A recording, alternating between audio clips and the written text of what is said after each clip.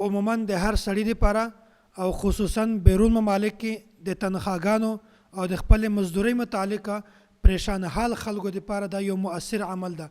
کوم سړی چې په اخلاص سره پابندي سره دا درې کارونه وکړي، الله تعالی به د دغه انسان بند لارې کولاو کړي. الله تعالی به د ده د قرضې د وصولي اسباب مهیا کړي.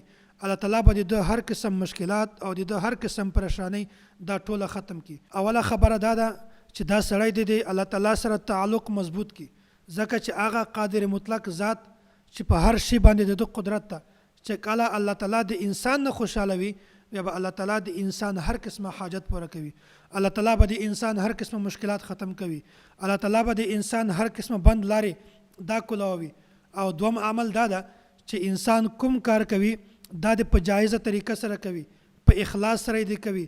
بیا چې کله انسان دا کار په جایزه طریقه سره کوي، په دې وخت کې د الله تعالی طرف نه مدد متوجه کیږي او بیا دا انسان الله تعالی ته دغه نیک کار، دغه جایز کار چې په ښه طریقه دې کړی وي، بیا الله تعالی ته دا عمل په وسیله کې پیش کا چې یا الله ما خو دا عمل کړی ده، خو د ما اجر او د ما صله ما ته په دنیا کې نه میلاویږي.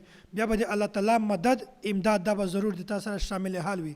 او که چیرته ته دا کار دا په جایزه طریقه سره نه وکړي، د تا په کار کې دروغ، دوکه، فراډ، خیانت او غلا څه قسمه برایي او غلطي دا هم شاملوي، یا په دغه وخت کې د الله تعالی مدد دا به کله هم د تا طرف ته نه متوجه کیږي. او درېم عمل دا ده چې کوم حاکم وي، کوم کفیل وي، یا کوم افسر وي، یا کوم داسې سړی وي چې په هغه باندې د تا قرضه وي، یا په هغه باندې د تا مزدوري پاتې وي، تا تنخوا پې پاتې وي او هغه تا ته توجه نه درکوي، بیا دغه دپاره دا یو مجرب عمل ده چې تاسې په هغه ته په ورتګ نه مخکې په اخلاص سره، په یکسویي سره سورت رحمان وایي.